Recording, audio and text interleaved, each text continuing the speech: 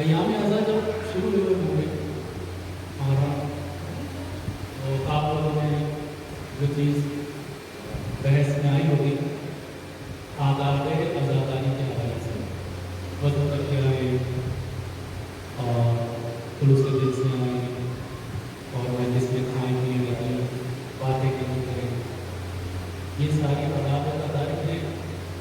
لیکن سب سے پہلا کام ارشدہ پر بیٹھنے کے بعد ایک مومن کو یہ کرنا چاہیے کہ وہ خدا کا شکر ادا کرے کہ اللہ نے اسے ایک ایسے گھر میں پیدا کیا جہاں پر پیدائش سے پہلے ہی جب وہ اپنی ماں کی شکم میں تھا اس نے حسین حسین کی صدائیں سنی اور یا علی یا علی کی پکار اس کے کانوں میں پڑتی. یہ ایک ایسا کرم ہے، یہ ایک ایسا فیض ہے کہ اگر پوری زندگی انسان سجدے میں رکھ کر خدا سے یہ کہتا ہے کہ اللہ تعالیٰ شکر تو نے مجھے حسین جیسی نعمت دی، تو اس کا حق ادا نہیں ہو سکتا. اب آپ دیکھیے اپنے اندر دیکھیے خدا نے کتنی مخلوقات خلق کی ہیں. ایسے ہی ہے نا، جمادات بنائے، پتھر، درخت، نباتات بنائے، پودے، اس کے بعد حیوانات بنائے، حیوانات میں طرح طرح کی چیزیں بنائی. اس کے بعد خدا نے کس کو بنایا؟ انسانوں کو بنایا. کبھی غور کیا ہے آپ نے اپنے گرد گرد دیکھا ہے خدا نے آپ کو ایک پتھر نہیں بنایا. اگر چاہتا تو کوئی پتھر بنا سکتا تھا اور پوری زندگی وہیں پڑے رہتے آپ. کوئی درخت بھی نہیں بنایا،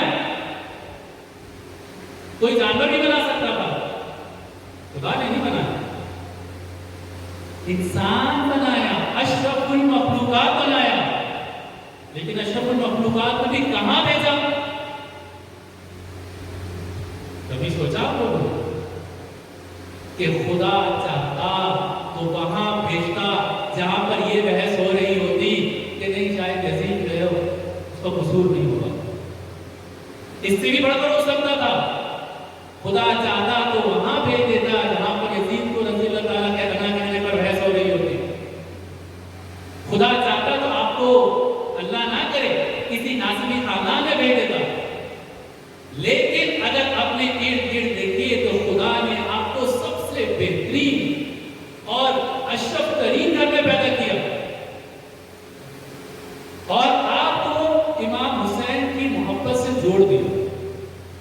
اب آپ مجھے یہ بتائیے کہ آپ میں سے کوئی شخص ایسا ہے جو اس دنیا کے اندر ناکام ہونے کے لیے آیا ہو؟ کیا خدا نے اپنی مخلوق کو اس لیے پیدا کیا تھا کہ وہ آئیں جانوروں کی طرح زندگی گزاریں، کھائیں پیئیں، بچے پیدا کریں، ریوڑ بنائیں اور پھر مر جائے ختم؟ خدا نے بہرحال اپنی اس پروڈکٹ کے لیے، اپنی اس مخلوق کے لیے کوئی سسٹم رکھا، کوئی نظام رکھا. خدا کیا چاہتا ہے؟ خدا چاہتا ہے کہ میرا بندہ کامیاب ہو جائے، نہ صرف دنیا میں کامیاب ہو جائے بلکہ آخرت میں کامیاب ہو جائے. اس نے کیا کیا؟ وَمَا أَرْسَلْنَا مِن قَبْلِكَ إِلَّا رِجَالًا. اس نے بھیجا انبیاء کو، اماموں کو بھیجا، کتابوں کو بھیجا۔ یہ خدا کی حکمت کے خلاف تھا کہ خدا ایک مخلوق کو پیدا کرے اور اس سے کہے کہ میں تجھے دنیا میں بھیج رہا ہوں تاکہ تو کامیاب ہو جائے، تاکہ تو فلاح پا جائے، اور وہ یہاں پر آئے اور سرگرداں۔ اب تو فتنوں کا دور ہے نا، سب سے بڑا فتنہ تو ہمارے ہاتھ پہ رکھا ہوتا ہے۔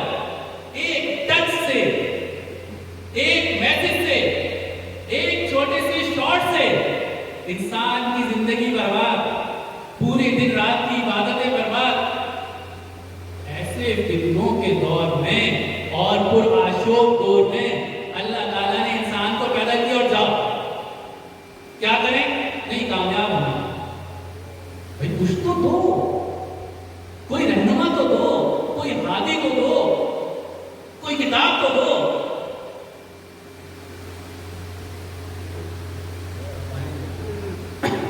کچھ دو تو صحیح۔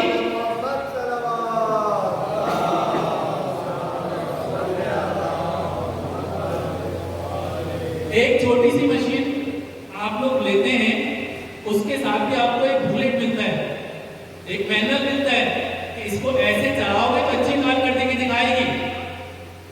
ایک ایسی مشین خدا نے بھیج دی جسے میرے مولا نے کیا کہا؟ جہان اکبر۔ آس پاس جو دیکھ رہے ہو وہ بھی جہان ہے، لیکن اے میرے بندے، تیرے اندر جو تیرا وجود ہے اگر اس پر غور کرے گا تو تو اس کو جہان اکبر پائے، بہت بڑا جہان۔ اب انبیاء آئے، آئمہ آئے، پھر یہ دور آیا۔ کون سا دور آیا؟ یہ والا دور آیا کہ ہمارے مولا و آقا امام زمانہ پڑھتے رہے تھے، صلوات محمد محمد۔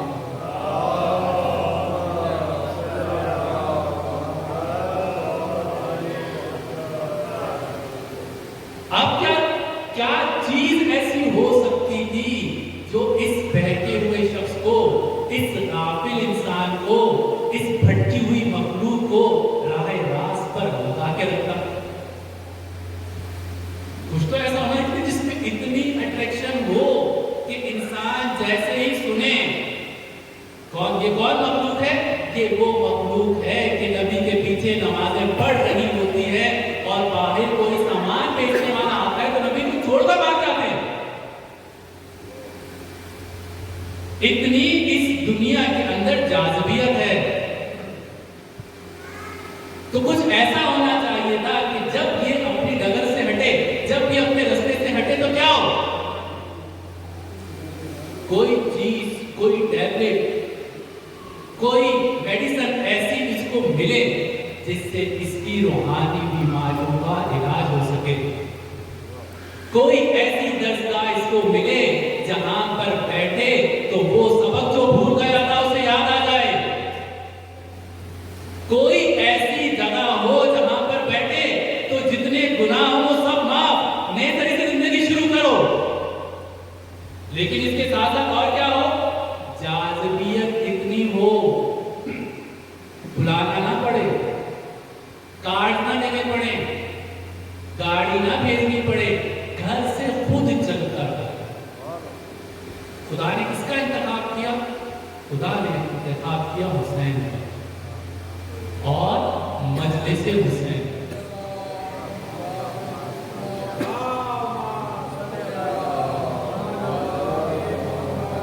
اب حسین ہر روحانی بیماریوں کے لیے شفا بن گیا، ایک ایسی درسگاہ جہاں پر آتے ہی اس کو ہر قسم کی ہدایت ملنی ہے، ایک ایسی جگہ کہ بس حسین سے محبت کی وجہ سے، حسین کی محبت مومنین کے دل میں خون بن کر دوڑتی ہے، اور یہ کیسی حرارت ہے؟ یہ قیامت تک کبھی ٹھنڈی نہیں ہوگی۔ تبھی تو جیسے ہی ایام اذا شروع ہوتا ہے مومن ایسے پیچھا چلا جیسے پیاسا پرندہ صحرا میں دور دور پانی کی تلاش میں ہو اور اسے پانی نظر آ جائے، جس تیزی سے وہ پرندہ پانی کی طرف جاتا ہے، ایک مومن حسین کے نام پر آتا ہے۔ صلوات پڑھیں محمد والے۔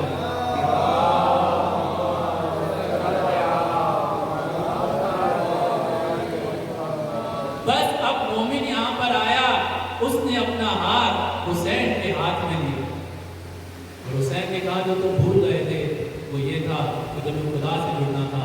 حسین نے اس ہاتھ کو پکڑا اور خدا کے ہاتھ میں. خدا نے کس کو بھیجا؟ وما ارسلنا من قبلک الا رجالا. اے میرے حبیب ہم نے تم سے پہلے مردوں کو بھیجا. کون سے والے مردوں کو بھیجا؟ داڑھی مونچھوں والے مردوں کو بھیجا. اگر داڑھی مونچھوں والے مردوں کی بات ہوتی پھر تو کوئی کروڑوں کے حساب سے اربوں کے حساب سے. یہ جو رجال ہے, یہ جو رجل ہونا ہے, یہ ایک صفت الہی ہے. یعنی وہ صفات الہیہ جو انسانوں میں پائی جاتی ہیں بدرجہ عدم, اگر حد سے زیادہ کسی انسان میں پائی جائیں تو اسے مرد کہتے ہیں. اب ضروری نہیں ہے کہ وہ مرد داڑھی مونچھوں والا ہو یا حجاب کرنے والا ہو. ایک عورت بھی ہو سکتی ہے, لیکن اگر اس کے اندر ان مردوں والی صفتیں پائی جائیں کہ جن کے کانوں میں جبرائیل آ کے سرگوشیاں کرے تو وہ بھی مرد ہو سکتا ہے. تلوار پڑھے محمد و آل محمد.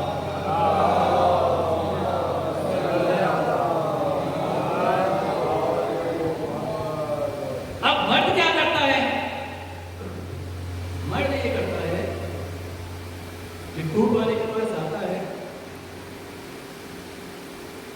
اچھے اچھے فروٹ کے اپنی ٹاپر میں ڈالا. یہ مرد نے بھی کام کیا.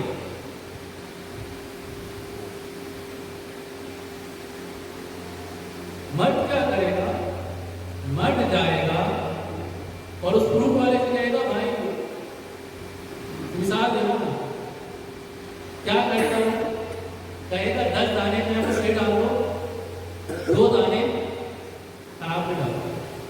مشکل مثال ہے. وہ یہ چاہے گا کہ کوئی بات نہیں, اس ریڈی والے کا تھوڑا سا نقصان جو ہے وہ میرے کھاتے کے اندر ہے. ایک دفعہ مولا علی علیہ السلام کے ساتھ کوئی یہودی سفر کر رہا تھا. اب یہ دونوں ساتھ تھے. مولا نے کوفہ جانا تھا, اس کو شاید آگے بستا وغیرہ کرنا. اب دونوں سفر کرتے رہے یہاں تک کہ کوفے کا بازار آ گیا, کوفے کا وہ دروازہ آ گیا, اور مولا اس کے ساتھ بہت دور تک پیدل چل کر گئے. اس کو یاد آیا کہ اس کو تو نہیں پتا تھا کہ یہ کلمہ ہے. اس نے کہا کہ بھائی آپ کو جہاں پر جو ہے وہ آپ کو تو اسٹاپ پر پیچھے رہ گیا, اتنا آگے میرے ساتھ پیدل چل کر آ گئے. کہا ہمارا دین نہیں کہتا ہے کہ اگر تم کسی کا ساتھ دو, کسی کے ہم سفر بنو, اس کو 1-2 منزلیں آگے چھوڑ کر. یہ ہے مردانہ. یعنی جو اخلاقی حدیں خدا نے مقرر کی ہیں, دین نے مقرر کی ہیں, اس سے تھوڑا بڑھ کر. بس جتنا انسان آگے بڑھتا چلا جاتا ہے وہ اتنا بڑا اور مضبوط مرد بنتا چلا جاتا ہے. ایسے ہی ہے نا, بیوی کے پاس امام حسین علیہ السلام کے پاس ایک کنیز آئی, ایک گلدستہ دیا. مولا نے کیا کیا؟ مولا نے کہا جاؤ تم آزاد ہو. کیوں؟ میری مردانگی کا تقاضا ہے.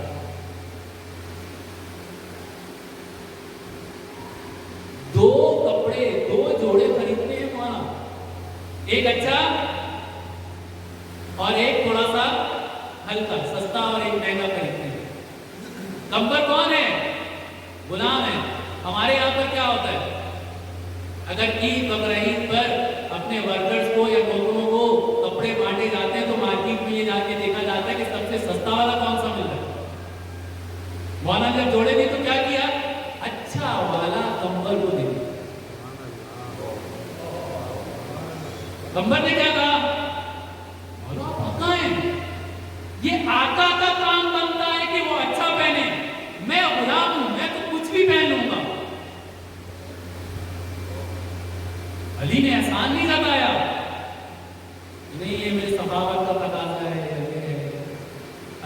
کہا؟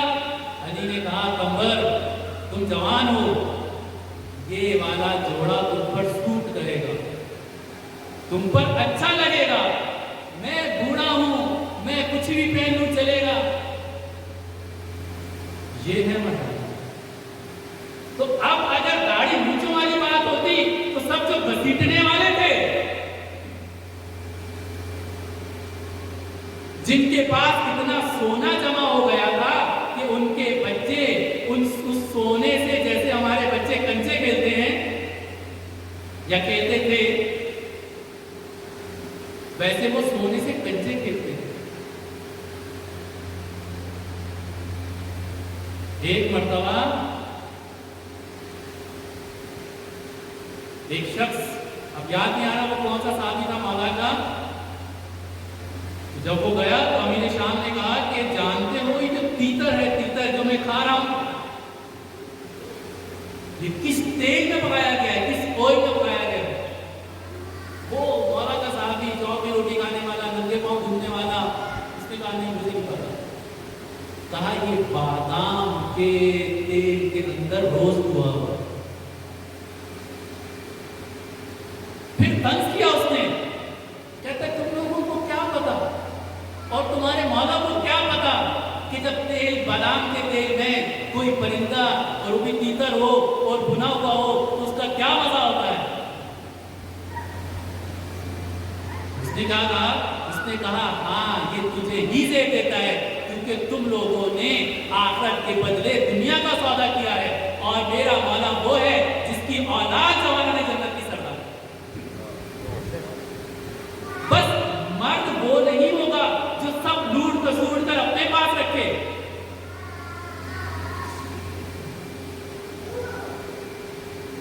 مرد کون ہوگا؟ مرد وہ ہوگا جس سے خدا کی صفات کا ظہور ہوگا۔ جتنا زیادہ ظہور ہوگا اتنا بڑا مرد ہوگا۔ اب خدا رحم کرنے والا ہے، دیکھنا پڑے گا یہ کتنا رحم کرتا ہے۔ خدا دینے والا ہے، دیکھنا پڑے گا یہ کتنا دیتا ہے۔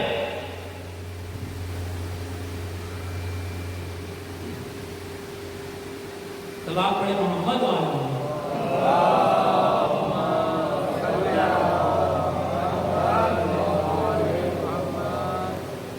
مسلم نے کی یاد آ رہے آپ لوگوں کو؟ ہانی کے گھر میں مسلم جاتے ہیں عیادت کے لیے۔ ہانی کیا کہتا ہے؟ کہتا ہے مسلم ابن زیاد مجھے پوچھنے کے لیے آئے گا، میری عیادت کے لیے آئے گا، جیسے وہ آئے گا میں کھانسوں گا،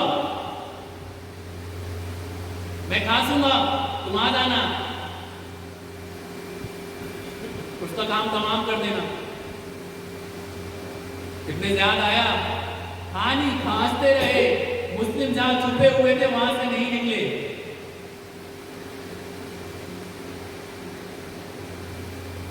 جب وہ چلے گئے تو ہانی نے کہا تم نے ایسا اچھا موقع ضائع کر دیا۔ کہا یہ مجھے زیب نہیں دیتا۔ یہ بھی مردانگی کے خلاف تھا کہ کوئی شخص تمہارا مہمان بنے، کوئی شخص تمہارا مہمان ہو اور تم اسے دھوکے سے قتل کر دو۔ اب یہی مسلم جب اس مومنہ باوا کے گھر میں ہوتے ہیں تو مومنہ کیا کہتی ہے کہ اے امیر آپ باہر مت جائیے، اندر ہی رہ کر اپنا دفاع کیجئے، آپ اچھا لڑ پائیں گے۔ مسلم نے کیا کہا؟ کیونکہ مسلم وہی مرد تھا جسے خدا نے رجل کہا۔ مسلم نے کہا کہ مجھے اس سے یہ برداشت نہیں ہوگا کہ وہ لوگ تمہارے گھر کے اندر داخل ہو جائیں اور تمہاری چادر اور چار دیواری کا جو ناموس ہے وہ پامال ہو جائے، چادر اور چار دیواری کی حرمت پامال ہو جائے۔ مسلم کی مردانگی یہ گوارا نہیں۔ بس اب ایک مرد ہوگا وہ کیا کرے گا؟ اب جو مرد ہوگا وہ ان صفات کو اپنے اندر جمع کرے گا اور پھر اس سے وہ منعکس ہوگا، اس سے پھوٹے گی وہ صفات۔ اب یاد آئے کہ میں نے آپ کو سلام کیا تھا، جب اس سے وہ صفات ظاہر ہوں گی تو پھر وہ مرد بنتا جائے گا۔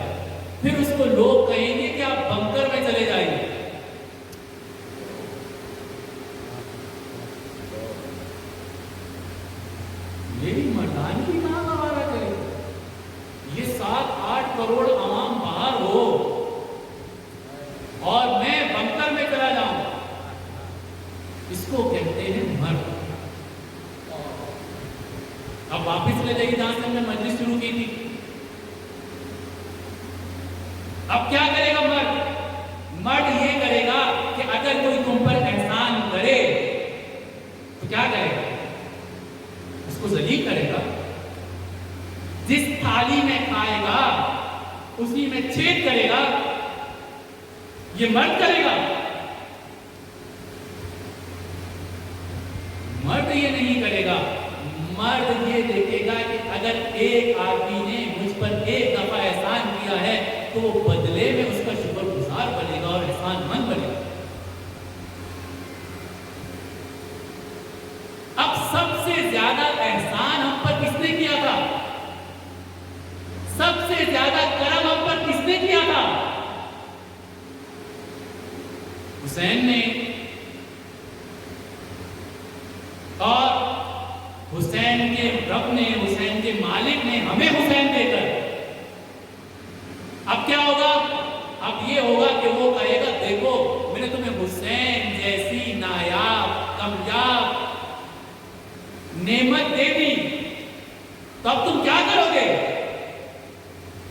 بس اب میری مردانگی کا تقاضا یہ بنے گا کہ اے میرے مالک تم نے مجھے حسین جیسی نعمت دی، اب میں کبھی تیری ناشکری نہیں کروں گا. اب میں کبھی اس راستے پر نہیں چلوں گا جس سے تجھے اذیت ہو، جس سے حسین کو اذیت ہو، جس سے حسین کے بیٹے کو اذیت ہو. کیوں؟ نگاہیں اٹھنے کی تھوڑی اب آنکھوں میں آنکھیں ڈال کر تھوڑی بات ہو گئی. اب تو انسان اتنا جھکے گا کہ ایسا لگے گا کہ اس کے سر حسین کے قدموں پر ڈالا گیا ہے. مولا بس آپ ہی ہیں.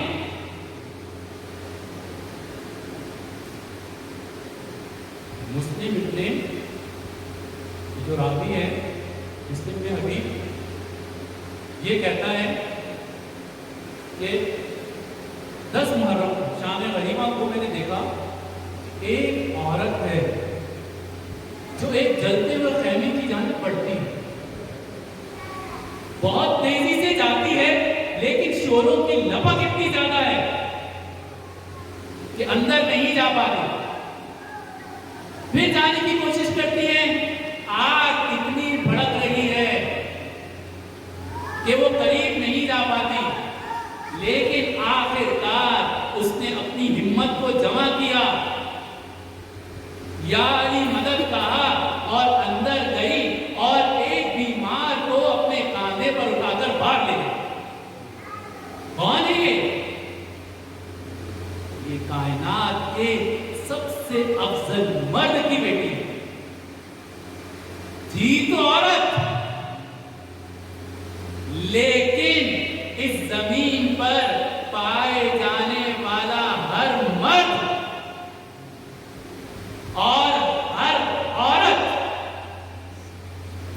اس کے قدموں کی خاک تک نہیں پہنچ سکتی.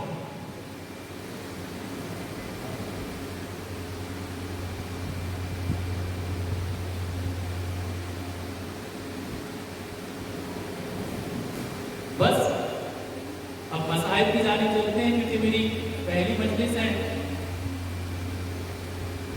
تو وہاں لے کر جاتے ہیں جہاں پر ایک ایسی معظمہ، کیونکہ ہمارے اساتذہ کا یہ طریقہ کار رہا ہے کہ پہلی مجلس جہاں پر بھی ہوتی تھی وہ حسین کی ماں بی زہرا کو یاد کرتے تھے.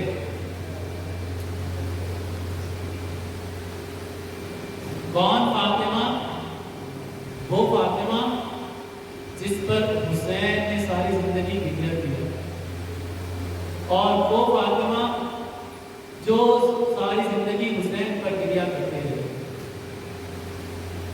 حسین کو یاد آتا تھا کہ ایک وقت تھا جب میری بیوی کے، جب میری ماں کے منہ پر تماچے لگے، اور عالم یہ تھا کہ تماچا ایک رخسار پر لگتا تھا تو دوسرا تماچا، دوسرا رخسار فاطمہ زہرا کا دیوار سے جا کر لگتا.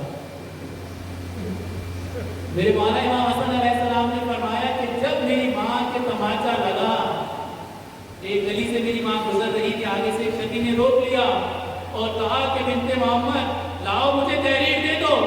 میری ماں تحریر نہیں دیتی تھی. اس کا ہاتھ اٹھا اور ایک ایسا تماچا بلند کیا, ایک ایسا تماچا مارا کہ میری ماں کا گوشوارہ گر گیا. بس حسین کبھی اس بات پر گریا کرتا ہوگا کہ وہ کیا لمحہ تھا جب ایک جلتا ہوا دروازہ میری ماں پر گر گیا. حسین اتنا مانوس تھا اپنی ماں سے, اتنا مانوس تھا کہ جب ماں کفن میں لپٹی ہوئی آخری دیدار کے لیے مولا حسین کو بلا رہے تھے اور کہہ رہے تھے حسین آؤ اپنی ماں کو ودا کرو. حسین اپنی ماں کی آغوش کا اتنا دیوانہ تھا, اس نے کہا جب تک میری ماں مجھے بلائے گی نہیں میں اس وقت تک جاؤں گا نہیں. بندے کفن ٹوٹے, دو ہاتھ برآمد ہوئے اور ایک اتنا صدا بلند ہوئی, حسین آجا آجا میرے لال, آ میرے بچے ماں کے سینے سے لگ جا. بس یہی تو وجہ تھی کہ زلزلہ حسین کو جہاں گرانا چاہتی تھی.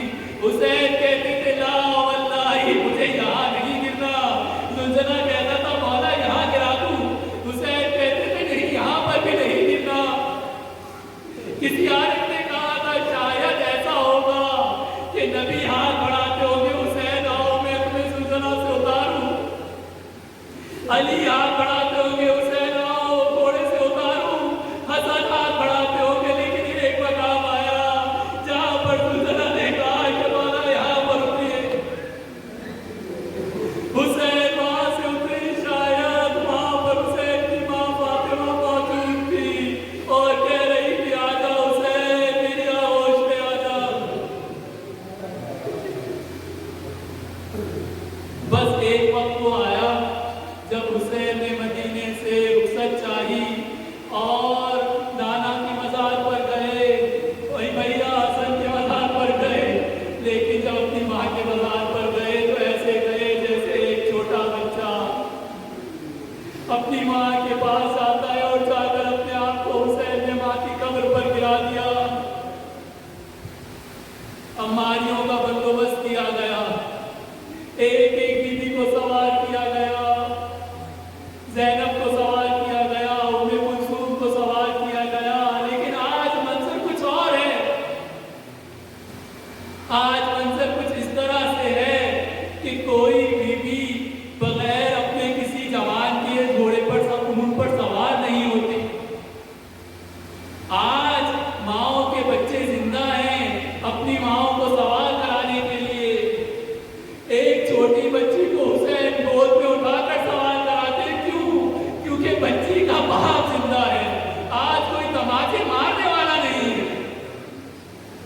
حسین نے سب کو سوار کرایا اور ایک وقت وہ آیا جب 11 محرم کو اونٹوں کو قطار سے لگایا گیا. کوئی ہماری نہیں تھی, بے کجاوا اونٹ تھے.